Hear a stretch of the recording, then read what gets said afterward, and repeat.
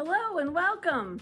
Today I'm going to teach you how to do this watercolor of the Rocky Mountains. And we're going to use a watercolor pencil and our watercolor set, and it will be really fun. All right, let's get started.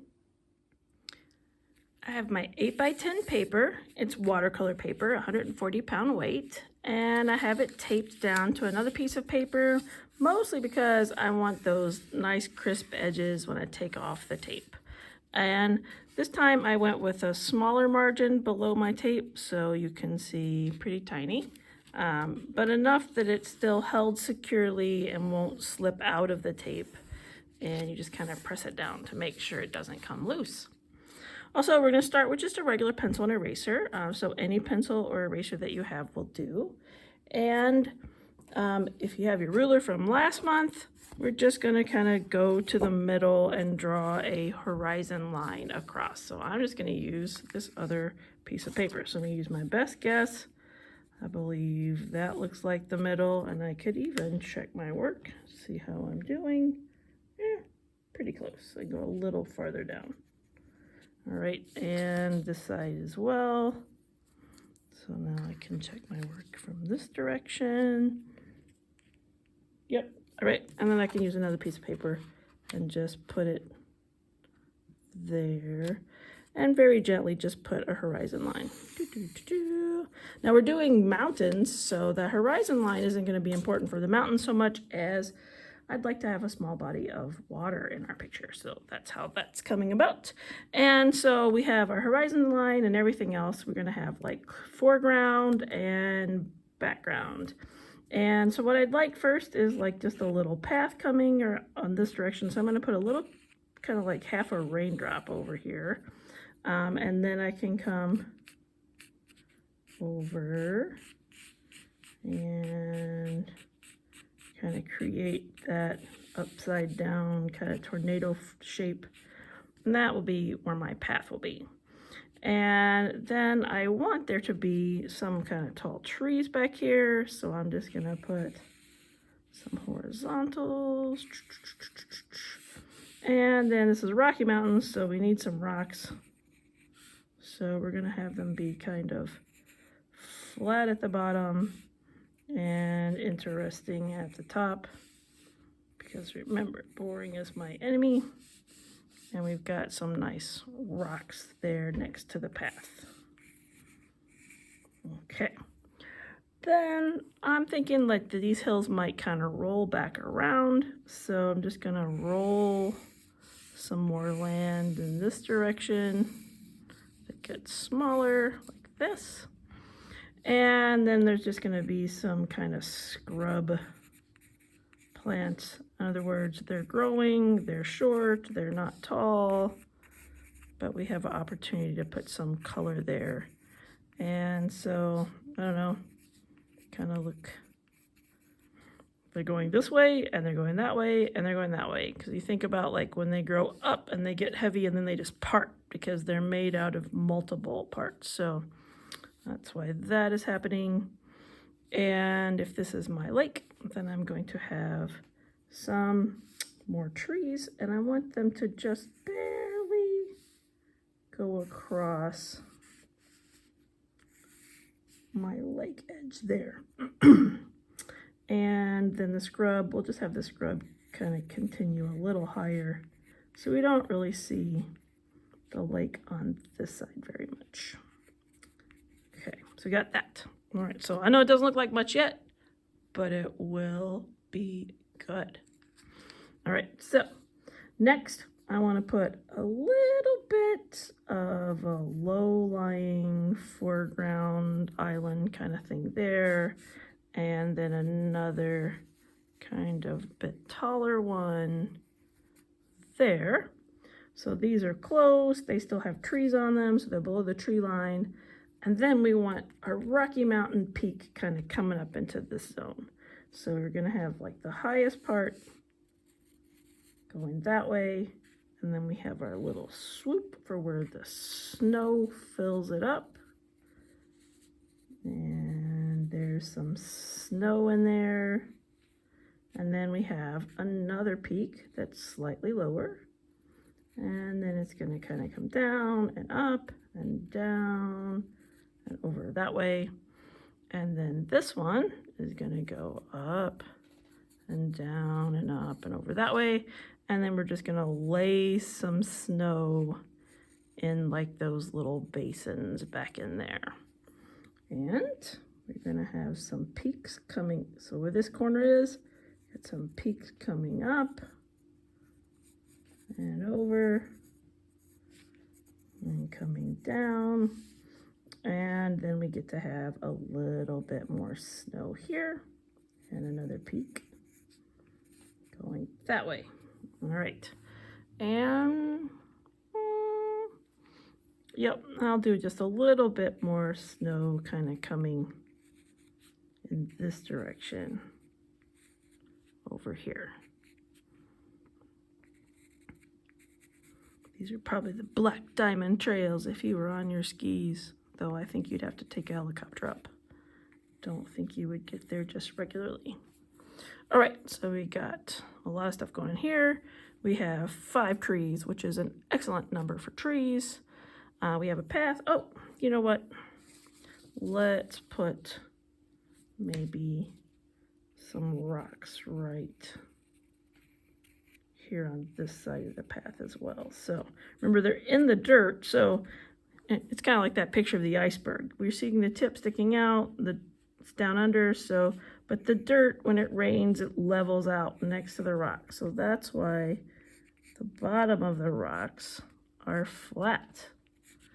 You don't want them to look like they can walk on their own or anything. So that'll be that. Before we start with our watercolor pencil, it's probably a good idea to clean up any sketchy lines. So this here was a little bit more lines than necessary. And this here was more lines than necessary. So kind of clean that up. And then I've got this overlapping rock. I don't want it to look like it's a ghost rock that you can see through. So those are kind of the obvious places. The other thing is that you might want to do, I won't do it a lot because if I do it a lot, you won't be able to see, is kind of let your little half of a eraser, or if you're just using a regular eraser, kind of land. All right, so we're going to lighten all of our lines just so they're not super bold, but you can still see them. That's all that matters, is that you can still see them. If the person sitting across the table from you can't see them, that's fine. They don't need to. You're the only one that needs to see them. So you can see we have a faint version of our lines, just like that. Barely visible, but you can see them. That's all that matters. Don't erase them so that you can't, and that'll be good. Next, we're going to get our Delft Blue watercolor pencil. Yay! This is a blue pencil, and we will be using it in combination with our watercolor set. And so what we want to be thinking about is, what does this plus this do? So I actually made a little chart with all the colors. So it goes, the whites and the yellows all the way through. And then when I got down to the end, the brown and the black, I just kind of played around the edges. And the reason why I have a rectangle inside of a rectangle in a diagonal is because when the blue is closer together, there's just going to be more blue paint that comes from the drawing. See, close together, darker. So inside you see what each color looks like with a more intense this color. Then on this triangle side, I was very intentional of touching the lines and spreading it and making paint. See that there? On this side, I kept it pretty clean. I didn't touch the lines first. I filled it in there, maybe touched the lines slightly at the end. So it's just barely tinted. So I was playing with the combination of colors. I was playing with a more condensed version of the watercolor pencil, and I was playing with brush techniques of really touching the pencil and not so much touching the pencil. And so we have a good example of how things will go. When you're using the colors, you want to stir enough that there's a good amount of pigment on your brush. But don't stir so much that you run out of paint, because then it's too thick and that's just not necessary, and you probably won't see your blue lines at all. So there's that. I encourage you to do your own version so you can play around with it. before you dive into your picture. And first I'm just gonna practice. So I've got my line. We know that trees, evergreen trees particularly, basically fit this pattern. That's because as they grow from the top, and then these parts just keep getting bigger. So think of it as a bunch of owls on a branch. They just keep, the littler ones are littler, right? Only it's going up. So it will get wider as you go down. All right, so we don't want to put that over here because this doesn't erase that well. But we want to think about it that way. And thinking is most of the battle, right? And remembering is the rest of it. So we've got our midline on here. And we won't be tracing our midline per se. What we're going to do is, I call this my scribble technique. So we're going to go wiggle, wiggle, and then go out to here, and then come back, and then out, and then back, to create trees that have these boughs of nice evergreen needles. And the idea is that, you know, there's lots of wind and harsh weather, and these trees are made for it, but they're not like solid. You can kind of see through them from time to time, and they don't get a lot wider. And you can see, even though I drew this, I still went wider than I meant to there. So that's practice. So practice first. You can even practice with your regular pencil. We didn't have to practice with the Delft Blue, but I wanted you to see that's where we're headed. So we got that idea. So scribble trees, and that'll look great with paint on it too. So we're going to find our ones, and here I go. Scribble trees. See, I'm staying smaller this time. Yes, smaller is better for this because I got to fit a lot on there. And this way and that way, and this way and that way. Have you ever seen a tree go this way and that? All right, so now we've got a song stuck in our heads. Good earworm for us today. Okay, so we've made it down to there on that one. Good. Okay, now I'm going to go back to this one and get him in place. And the important thing is that you mix it up. You don't want them to be identical. You don't want your marks to be identical. Remember, boring is my enemy, so keep it complicated. Okay, and like that. Great, and there we go. Okay, phew, we're doing this. Okay, now we got our little short tree, and so this one hasn't had as much time out in the wind, and will be a little fuller. Kind of comes a little bit back and forth more. It's like the specimen tree. The one, if you were out hunting for a Christmas tree, you'd be like, that's the one. Which they're very hard to find perfect trees. So there we go. That's our little perfect tree. Okay. Then this one, the next one is a little taller, and he could be a little bit more spindly. So we got our little spindly tree. So this way. There you go. And there. All right. And then he's going to have a little buddy. And this one, too, will be a little spindly.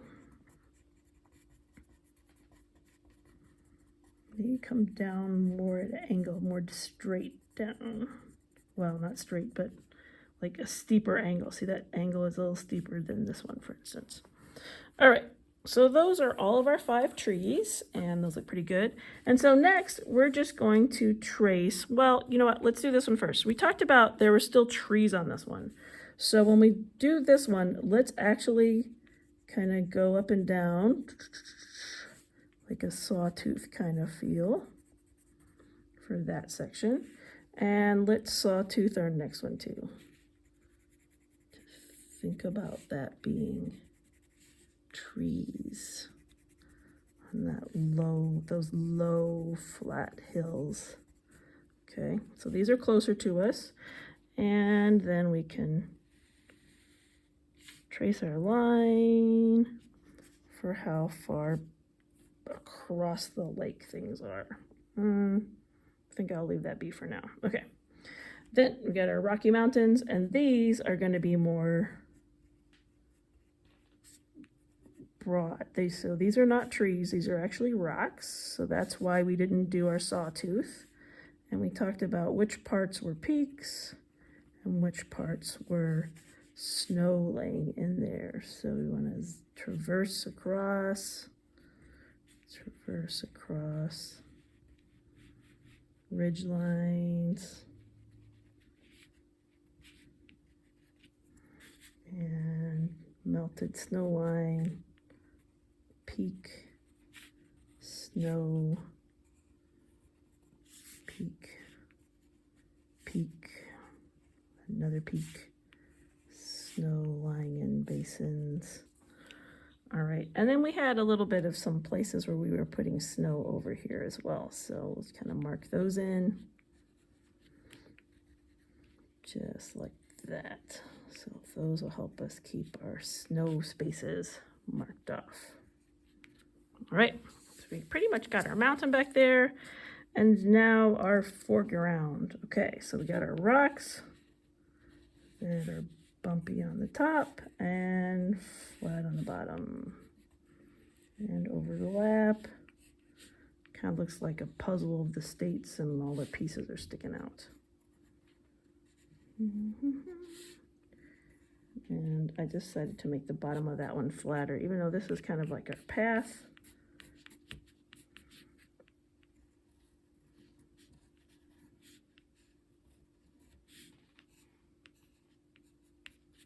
Okay.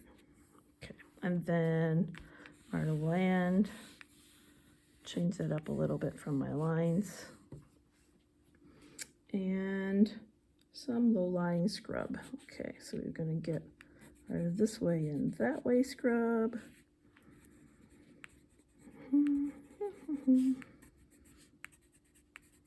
These are in the very foreground.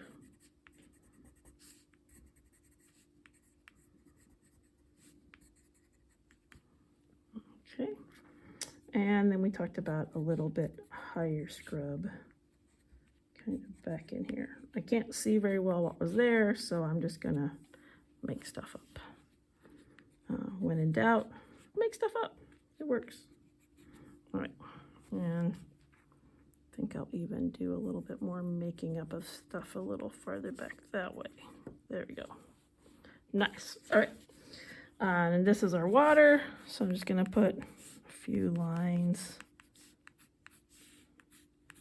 to make that water lie flat in that space. Okay, cool. All right, and next we'll be ready to paint.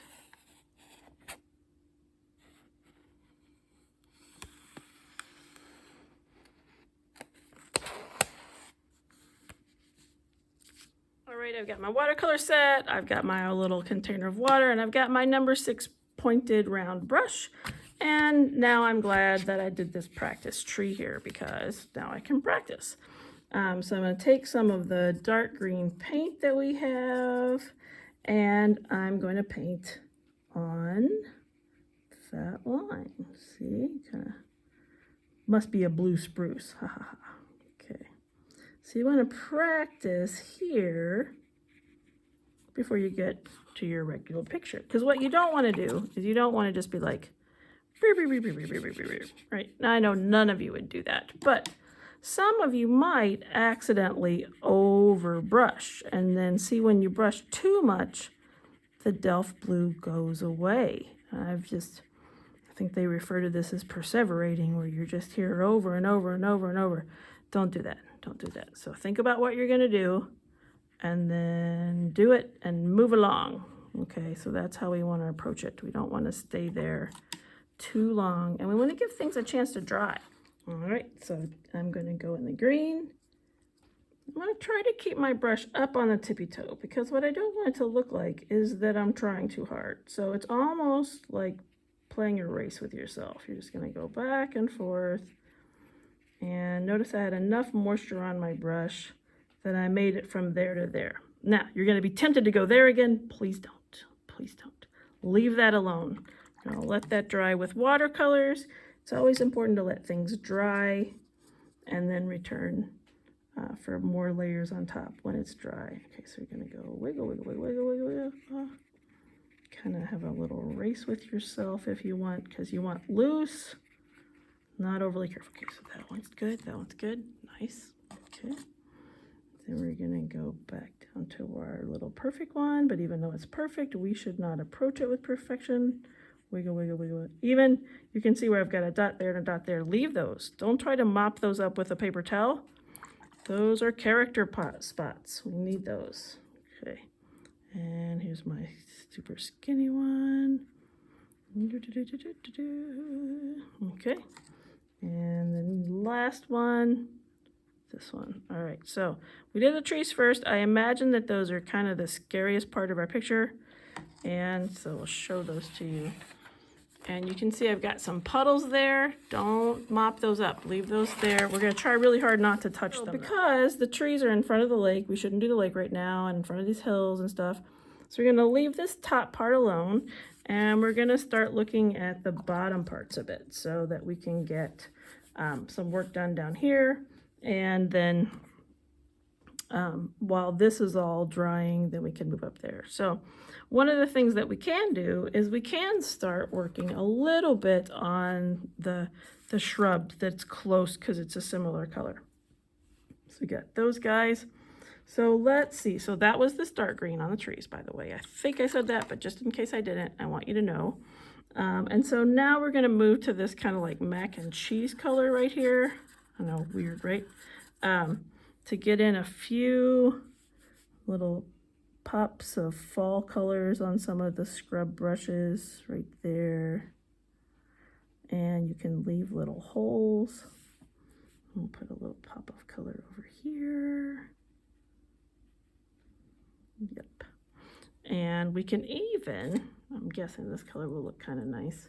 We can add a little hint of this even on these guys while they're still wet. Oh, but you gotta clean your brush before you go back into your mac and cheese, because you don't want it to get too much of that green color on it. Da, da, da, da, da, da.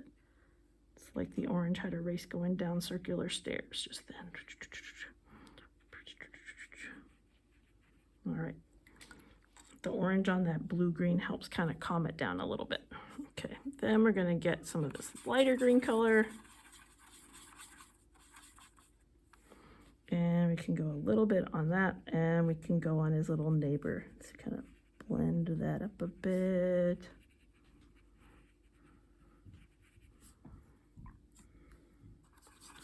Light green.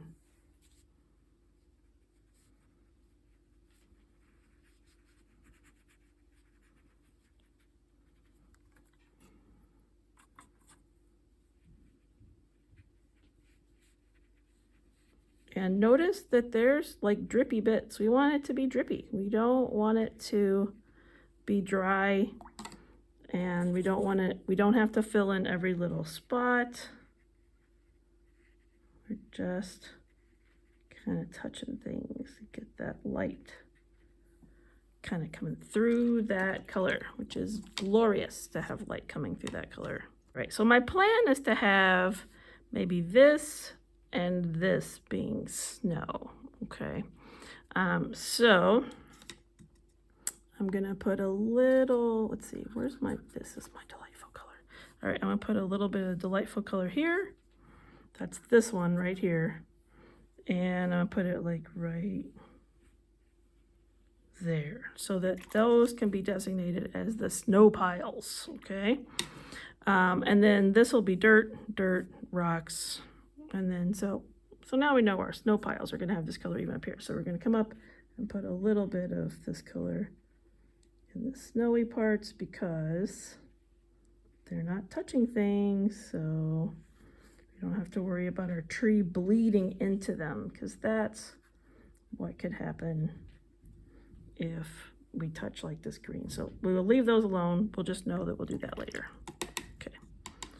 And well, there can be a little bit of kind of a coldness upon our rocks. So, All right, now notice how dark that is. That probably means there was not enough water, so I'll get that wet now.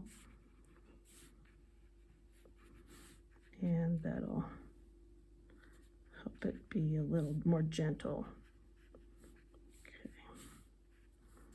So now we have it as a shadow color on our snowy parts, and we've put it a little bit on our rocks as well.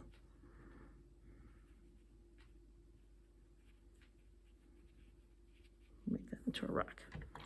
All right. While that is doing that, we will now come and get some earth. So this brown right here is a real bright terracotta brown. And so I'm gonna put it on the side of the sections that will be designated as land.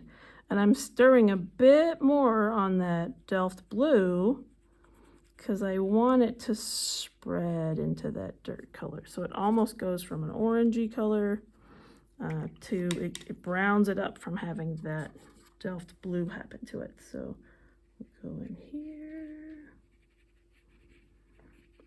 And I imagine that this could be like dead ground cover. So like maybe it had grass on it at some point, but it got too cold.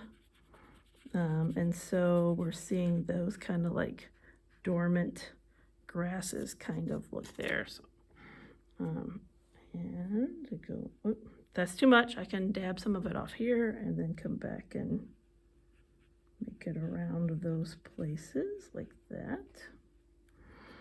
That looks cool. I like that. And our purple is a little bit too 4-year-old girl, but I might try a little. Oh my, yep, I'm going to have to calm that down in a bit because that is more than I bargained for on the side of my rock. All right, so I'm gonna treat everyone fairly. All the rocks get a little bit purple. Clean my brush off. Then I'm gonna use water and kind of mix that Delft blue in to calm that purple down. Whew, thank you, Delft blue, thank you. So now I'm doing more of what I referred to as perseverating earlier to kind of scrub that Delft blue in to make that rock look better. And I've got more clean brush, dry, and water. Yeah, scrubbing, scrubbing, scrubbing. Nice, scrubbing, scrubbing, scrubbing. The Delft blue is really helping on our rocks.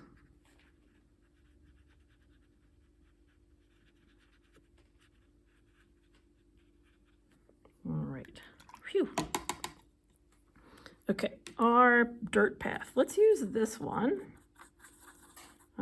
And come in here and pick up some of the, see it, that's called dry brushing when you can see the texture like that. I'm going to pick up some of the Delft blue. All right, now it looks like a steep path now. So what you can do is you can come back with your watercolor pencil, and so I'm going to put a few little marks like this so that we can use that color with it. So I'm going to go side to side so we got some footholds to walk on when we go up that steep incline.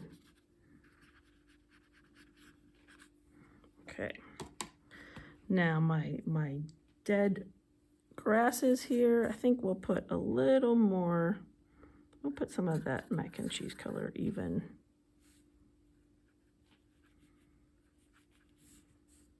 Kind of growing a little bit on these parts here. Dead plant life.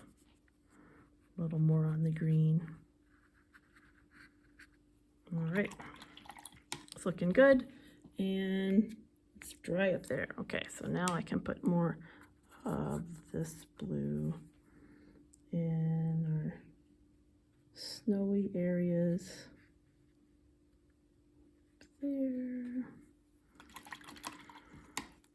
And let's have this be a very sunny, because we'll get some of this warm color kind of come above our hills.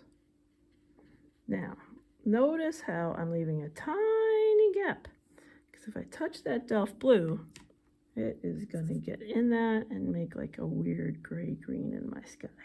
And I don't particularly want that. So it's going to be gentle like that. And I'm going to take my water and then I'm going to moisten it up and spread the sky up. And so we have a nice morning sky. Bright, shiny morning. The sun will be over the horizon soon. Nice. Okay. Good, good. All right. Now I'm going to use this dark blue right here to start laying in some of the sharpness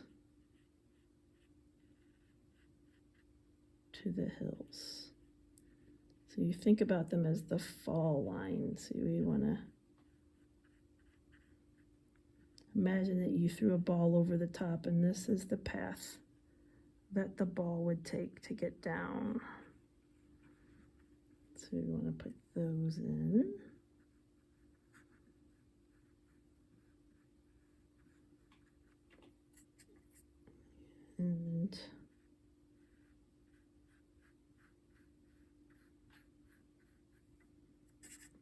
And there's a lot of blue up there. That's why we did not put a blue sky. I think it looks more striking to have that other type of sky in place. And some more fall lines that way. And fall lines that way. Okay, and I think we've, yep, okay. So those are in place, and it's starting to get a little confusing. What is my mountain? What is my snow? So we'll have to really ask ourselves before we just do something, so don't just dive in. All right, so now I'm going to skip to my tree lines that are still hazy. So we're going to get some haze in there. And so we're going to put some of that purple color down in this corner. We don't expect the purple to be here. We expect it to be up there. So it just goes down in the corner. So we've got our hazy tree line. Up and down, up and down, up and down, up and down. That Delft blue really helps that not be too pink. And if you have too much of a puddle, you put it over here, pick it up, put it over there, pick it up, put it over there. Okay. And let's try a little bit more up and down, up and down, up and down, up and down, up and down for the trees and that. It's like putting cursive letter M's repeatedly. Okay, and we'll probably need it anyway, so we'll go ahead and do it a little bit here too. Plus you can see it a little more clearly. Okay, then we can brush on those a little. Nice, okay. Then in this foreground, we're gonna go with the green that we used before that's very similar. It almost looks fake, right? Because it's got that brightness that you don't expect, almost a teal color. So we'll be doing more to our trees to get them to be a bit darker. And I'm gonna add the snow colored blue here to get this to be even more kind of aquamarine look. There, so it has that extreme bright teal color, which I like. I like that a lot. Okay.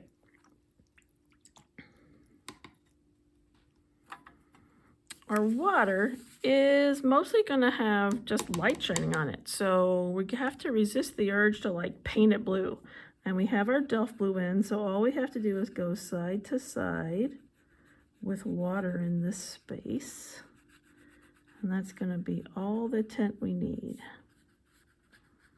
And of course we can change our mind later, but we should at least start this way to imagine a nice crystally shining lake.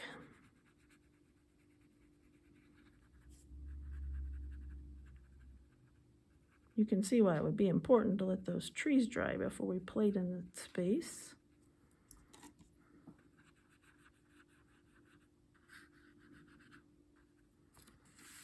Okay. We have this color that's next to the dark color, and so we can start laying it in across all our fall lines. See how it's watery, so I can go across those without covering up entirely all of those. They still have their presence there.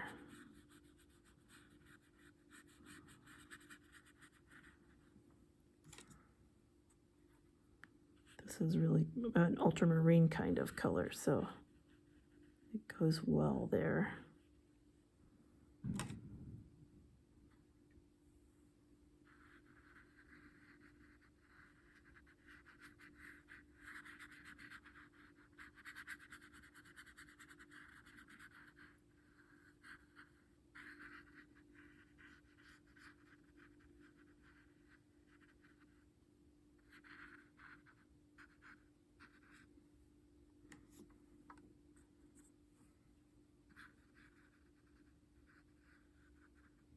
Over here it gets a bit confusing. We talked about that before.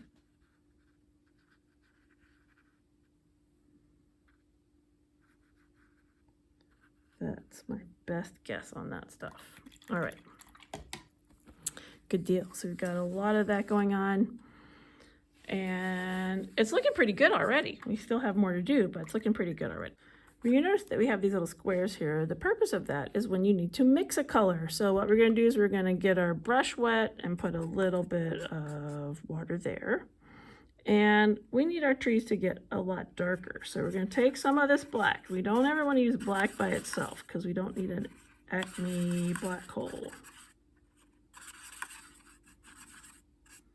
All right, so that's in there. We're going to clean our brush off so we don't get our other color dirty.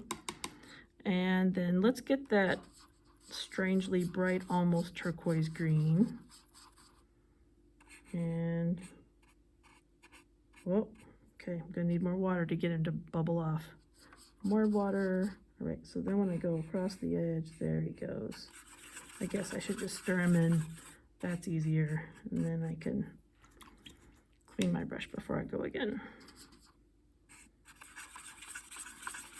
All right, that looks pretty good, but I think I want a more natural color, so I'm gonna take some of this red-orange color. I think they called it vermilion. And then we stir that in. That looks pretty nice. All right, so let's try it, because if it doesn't work, we can just go again. So we're gonna go up here. I'm actually not noticing it very much, so I don't think I did enough intensity for it to show up. I'll leave that one alone because I'll over stir it now. So I'll put more black. I might clean my brush and I'll put mac and cheese orange this time.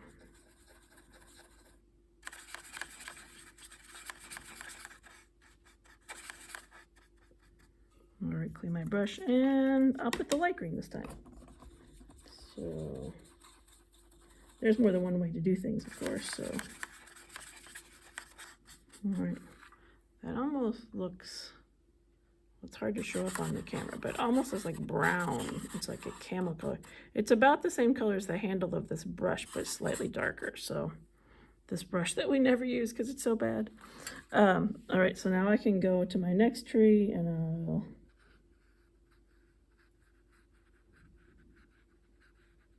oh yeah.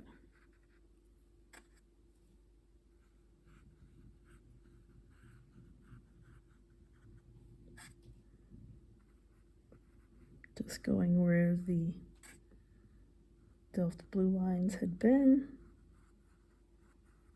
The beautiful thing about doing a picture like this with the snow is that if you miss a bough and there's like some white spots, that can just be snow on them. And you're welcome to mix a slightly different color green than I have. So maybe you like another color better.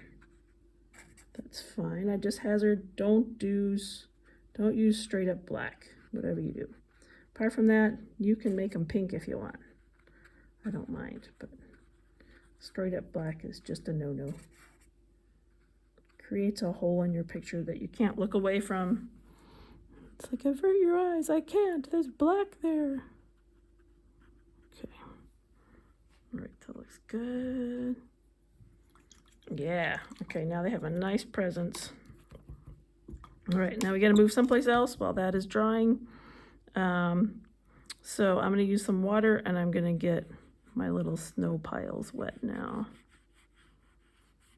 Kind of blend it up. My snow pile. Get that Delft blue wet and going.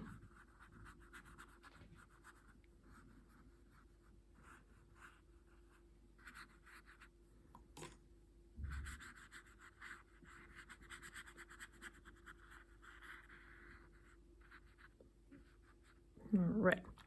Now here's what's interesting. This watercolor set comes with white. I got some green in mine, so I gotta clean it off. Technically, that can't be watercolor because watercolor is technically transparent. So it's probably a gouache, which is a water-based opaque watercolor. But we got it, and it's fun to use, so we will. So we're gonna put that white on those snowy parts, and when it dries, it'll be a little whiter than it shows up as now. If you are a strict watercolorist, you would never use white. Then obviously you don't have to use it now either. But I consider myself an artist that likes to play, so I am playing in it. Now when I look at my picture, I think I need more going on in my path. My path is a little bit boring, so I'm pleased with pretty much everything else, but I'm going to get my path wet, and I'm going to play with maybe some chocolatey brown. So that's this one right here. I got it wet first, so it could, see, kind of do that blossoming thing in there. And actually, I think that might look nice even over here. So I'm going to get some chocolate brown. Do some blossoms over there, and even on this one. It's kind of doing what the Delft blue did when it got with that sienna color anyway, so I can do that. And I'm gonna put, let's see, I'm gonna put some of this color on my grasses over here. Little scrub grasses.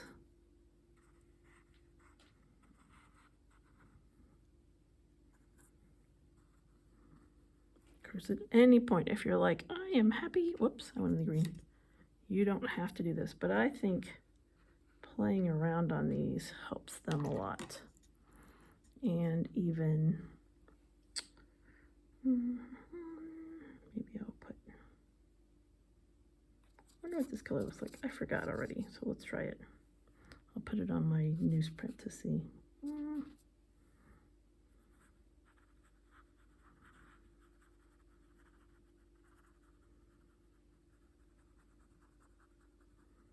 I'm imagining a shadow being cast there.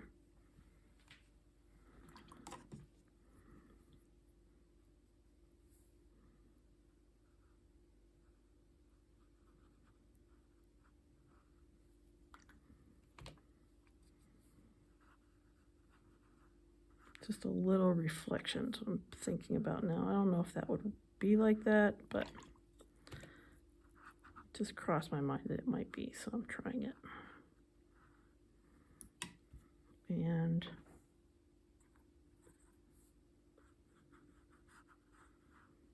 there. Okay. And oh, underneath of that rock, it was bare. I couldn't bear to leave it bare. That'd be fun to draw a bear in this. Well, it's too late now, but yeah. if you have a bear sticker, you could put it on there. All right, and I'm leaving these white places. I'm gonna put a little white now upon my reflected water. Oh, it's still wet, so if I wait, it might work out better for me.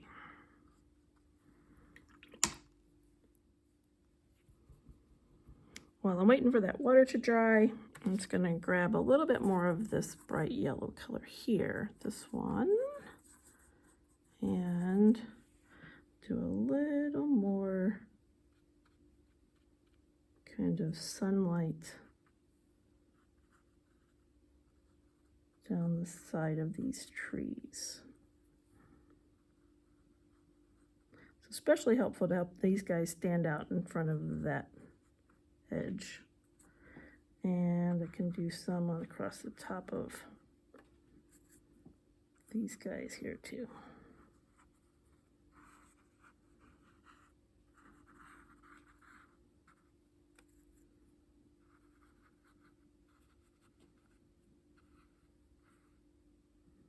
Kind of at the top of my rocks.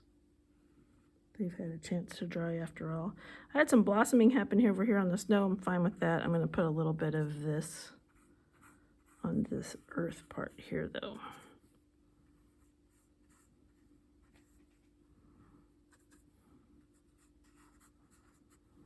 All right, now let's see if I can get some white. All right, so I'm finding that I have to stir more on the white with a little water to get it to show up clearly. So we'll try it. Oh yeah, much better now. So it's a delicate balance between enough water and stirring at the same time. Because if you stir too much with not enough water, it just gets pasty. And if you put too much water, it doesn't get thick enough.